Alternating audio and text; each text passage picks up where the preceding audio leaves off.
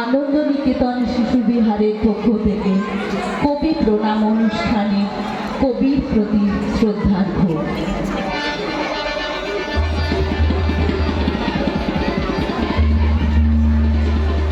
সুবল চন্দ্রের ছেলেটির নাম সুশীল চন্দ্র, কিন্তু নামের সাথে বাবা ছেলের কোনো মিল নাই। বাবা ছিলেন অতিশয় দুর্বল গোছের, আর ছেলেটি অতি চঞ্চল। কাজেই ছেলেটির দৌড়াতে পাড়া প্রতিবেশী আত্মীয় পরিজনেরা অতিষ্ঠ হইয়া উঠিত। একদিন সুশীল মনস্থির করিল যে সে আজ স্কুলে যাইবে না, কারণ পাড়ার বসেদের বাড়িতে আজ বাজি পোড়ানো হইবে। এই ভাবনা চিন্তা করিয়া সুশীল বিছানায় শুইয়া পড়িল।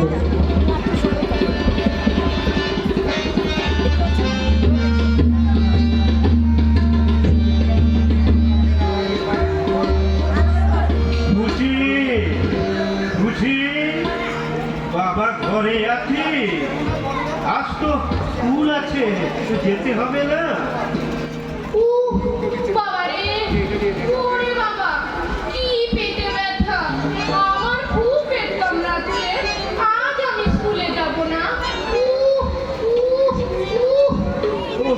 বাবা পেট কামড়াচ্ছে না, খুব কষ্ট না? তাহলে থাক, তোরা স্কুলে গিয়ে কাজ নেই। ও হ্যাঁ, ওই বসেদের বাড়ি বাজি পোড়ানো দেখতে যাবারও কোনো দরকার নেই। আমি না হয় ওই হরিকেই পাঠিয়ে দেবো তোর জন্য। আনা ওই লজেন্স ওই হরিকেই দিয়ে দিল।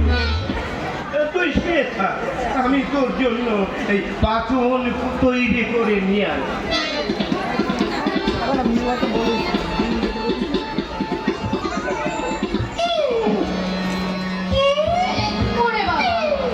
বাবা তো সত্যি সত্যি ভেবেছে আমার জ্বর হয়েছে, তাই পাচন আনতে গেল। হ্যাঁ, লজেন্সের বদলে তেতো পাচন। বসেদের বাড়ি বাজি পোড়ানো দেখতে যাওয়া আমার বন্ধ। লজেন্স হরির ভাগ্যে, বাজি পোড়ানো দেখাও হরির ভাগ্যে। হায় রে আমার কপাল। বাবা সুশীল, সুশীল, এই সুশীল, এখন শরীরটা কেমন বোধ করছিস বাবা? বাবা, আমার পেটের ব্যথা একেবারে সেরে গেছে। এই দেখো, আমি ঠিক আছি। আজ আমি স্কুলে যাব না না না, একদম না, একদম না। আজ তোমার স্কুলে গিয়ে কোনো কাজ নেই। এই নাও পাচন খেয়ে চুপচাপ শুয়ে থাকো।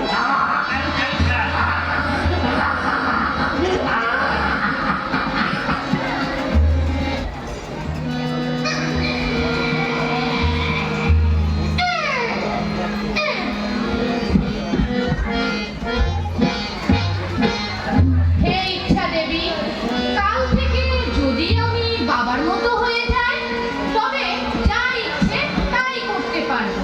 আমাকে কেউ বদ্ধ করে রাখবে না, আমার কাছে কেউ বাধা দিতে পারবে না। আমিও একদিন সুশীলের মতো ছোট ছিলাম। আমার বাপ আমাকে কত আদর দিত, কোনোদিনই আসল করেন নাই। যখন যে আবদার করেছি তার সঙ্গে সঙ্গে পূরণ করেছেন। স্কুলে যেতে না চাইলে যাইনি, তাকে বাপের কাছ থেকে কখনো কোনো তিরস্কার শুনতে হয়নি। হায় কপাল! আর সেই কারণেই আমার ছেলেবেলায় পড়াশোনাটাও হয়নি।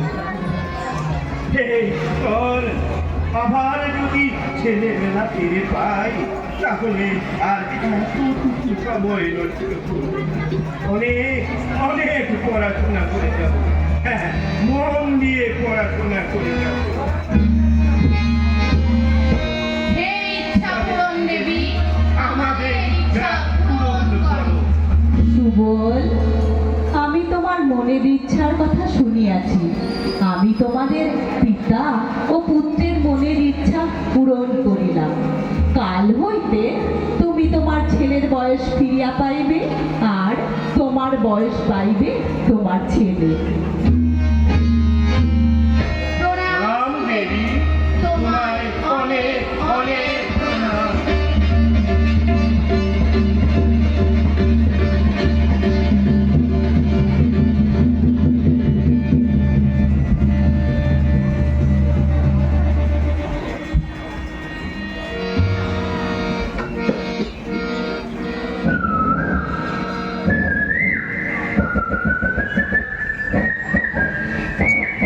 আরে আরে আরে, আমি কত দ্রুত হয়ে গিয়েছি। আরে এ কি, আমার পড়ে যাওয়া দাঁতগুলো যে আর গজিয়ে উঠেছে, আর মুখে দাড়ি গোল সব গেল কোথায়?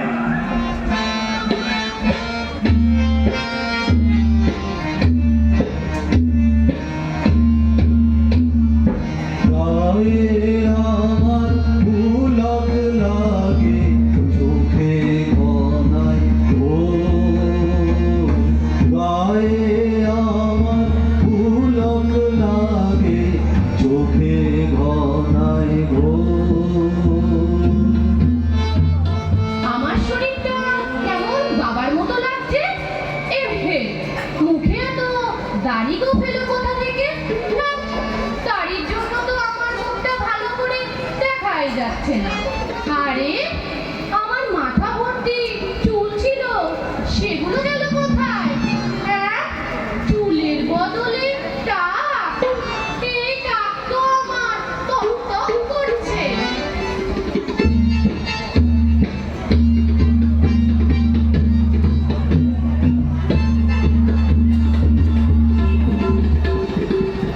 দুজনের মনের ইচ্ছা তো পূরণ হইল, কিন্তু গোল বাঁধিল অন্য জায়গায়।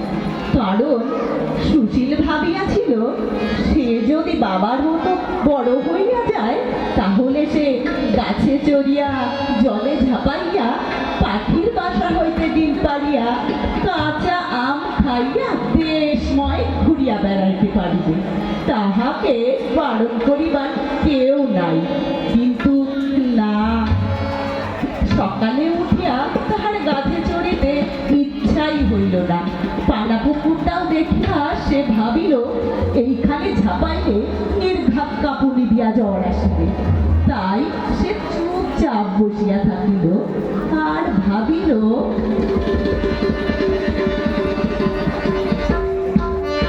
না, খেলাধুলাটা একেবারে ছাড়িয়া দেওয়াটা ঠিক না।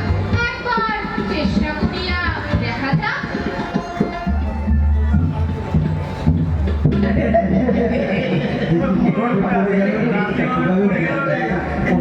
গাছে চড়া।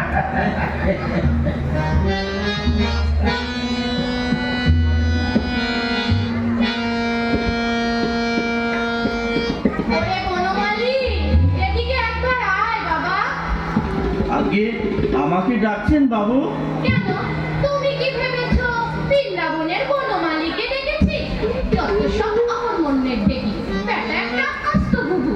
বাবু কি বললেন? আমি রঘু? না না না, তুমি ঘুঘুও না, রঘুও না, তুমি হলে গিয়ে আমার বাবা মশাই। কি যে বলেন বাবু? হয়েছে হয়েছে, এখন যা বলছি শোন। বাজার থেকে গিয়ে একটা কার লজেন জুস এনে দে তো দেখি। হ্যাঁ বাবু, লজেন জুস? এক্ষুনি যাচ্ছি, এই আমি যাব আর আসবো।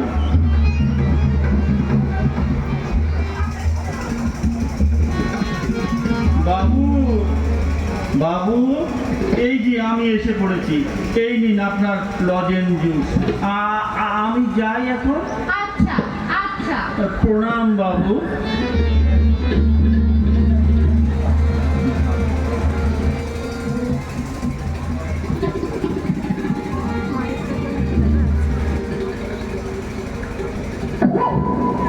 বুঝি বুঝি, কি রে, বসে আছিস? না মানে আপনি? কে? রাখাল, গোপাল, হরি, তোরা? না মানে একটা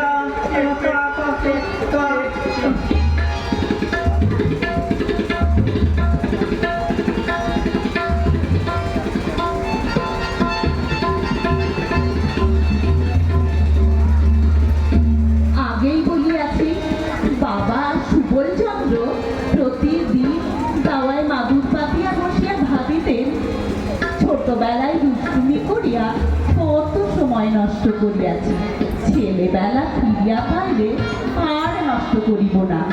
সারাদিন পড়াশোনা করিব, এমনকি ঠাকুমার কাছে গল্প শোনাও বন্ধ করে দেব। প্রতিদিন রাত 10টা পর্যন্ত পড়া মুখস্থ করিব।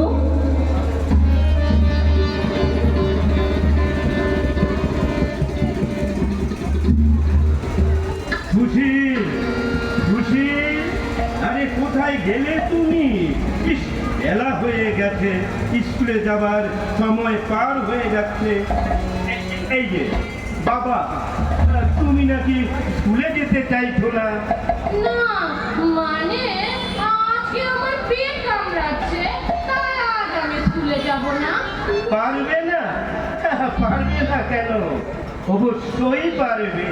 স্কুলে যাওয়ার সময় আমার এমন ঢের পেট কামড়িয়েছে। আরে বাবা, আমি তো সব জানি। চলো চলো চলো, স্কুলে যেতে হবে। না না, মানে না না, তোমার কোনো ওজোর আপত্তি আমি শুনবো না। ও বাবা, বাবা, আমার পেটে ব্যথা, সত্যি বলছি, আমার মাথায় ব্যথা। আরে চলো চলো চলো, স্কুলে চলো।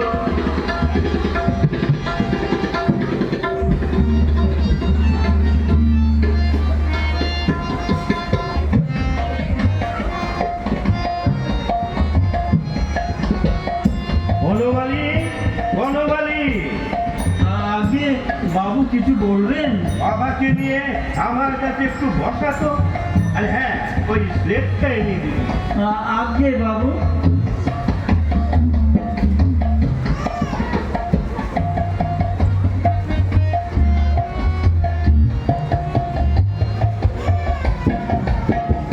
আমি এখন অঙ্ক করব না। করবে না?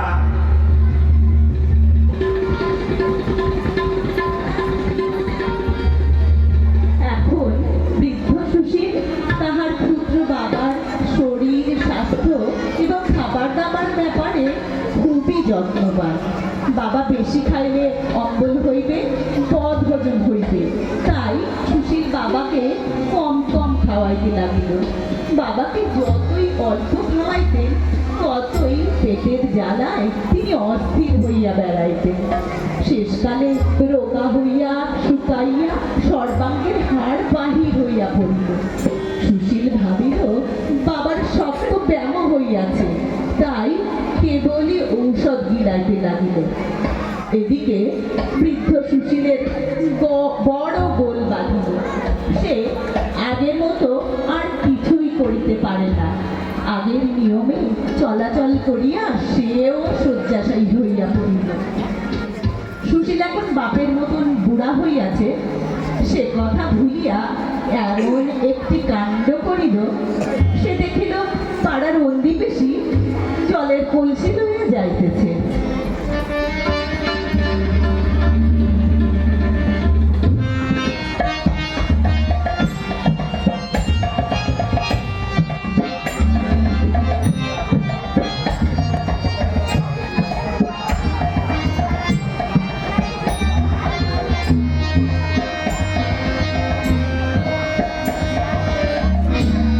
কে তুই ভাম্বুড়া? আমার ভরা কলসি ফুটো করে দিলি? তার তো বয়স হয়েছে, তাও তোমার ছেলে মানুষই যায়নি।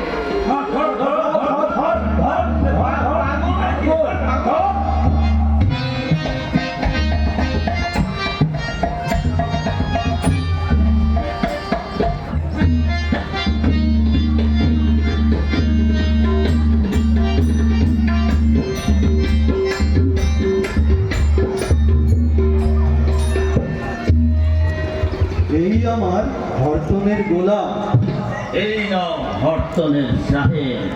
এই ইস্কাবনের বিবি। ইস্কাবনের টেক্কা।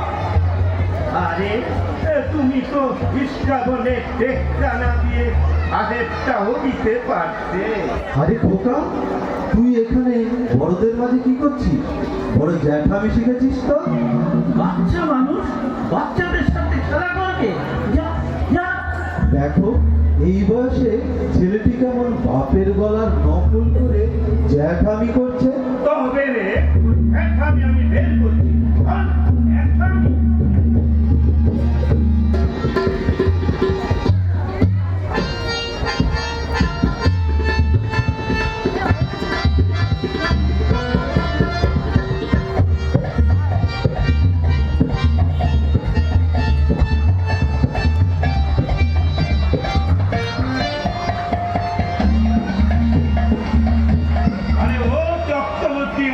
কোথায়? বলি অন্তর্দত্ত হয়ে যাচ্ছ কোথায়?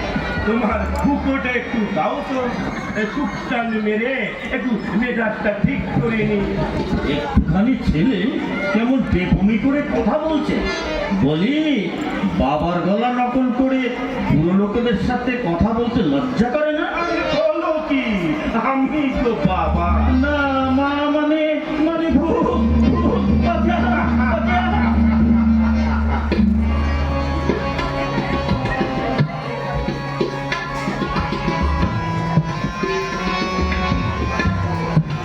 সারাদিন মাছ ধরে বিক্রি করা আর ভালো লাগে না। এই মেছুনি, তোর ঢাকায় কি মাছ আছে দেখা তো দেখি। কে রে ডাকরা?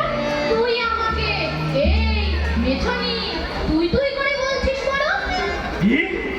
আমাকে ঠেকড়া বলা? হ্যাঁ? দেবো নাকি ঘাটটা বসতে? ওরে বাবা!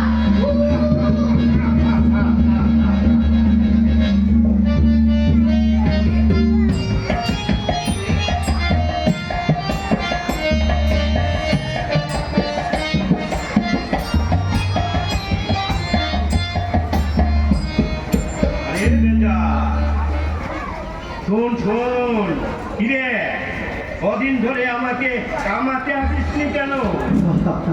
আসবো আসবো, বছর 10 পরে ঠিক আসবো। আরে শোন শোন, আমার কথাটা তো শোন।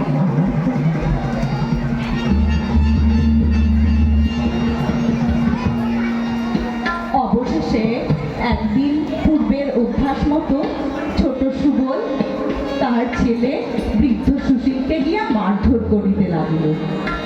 আর তারপরই ঘটিল তাহাদের জীবনের ইচ্ছা পূরণের চরম পরিণতি।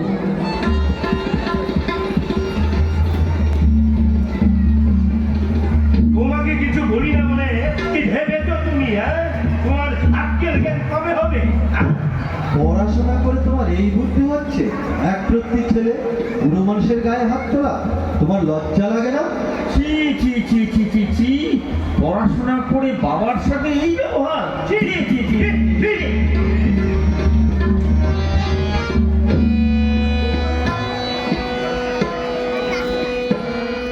আহা, যদি আমি আবার আমার ছেলের মতন বুড়ো হই এবং স্বাধীন হই, তবে বাঁচিয়া যায়। হে দেবী, আমাকে বাবার মতো ছোট করে দাও, তাহলে মনের সুখে খেলা করে বেড়াই। বাবা যা দুষ্টুমি করছে আমি আর সামলাতে পারছি না। কেমন তোমাদের শখ মিটিয়াছে? দোহাই দেবী, সব মিটেছে। এখন আমরা যা ছিলাম তাই করে দাও। এইবার তো বুঝিলে সময়ের জিনিস সময়েই হয়, জোর করিয়া তাহাকে আয়ত্ত করা যায় না। বোধ করি তোমাদের যথেষ্ট শিক্ষা হইয়াছে। তোমাদের ইচ্ছা আবার আমি পূরণ করিব। কাল প্রভাতে তোমরা আবার পূর্বের ন্যায় জীবন যাপন করিবে। প্রণাম দেবী।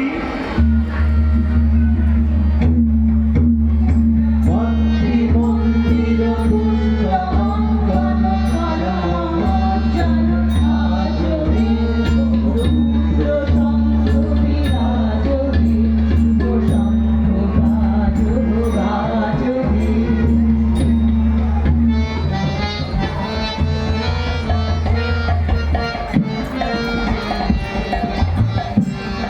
খুশি খুশি, একরণ মুখস্থ হয়েছে। বাবা, আমার বই হারিয়ে গেছে। হ্যাঁ? হ্যাঁ।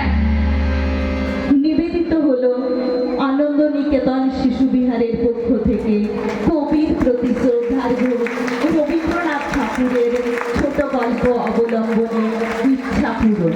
নমস্কার।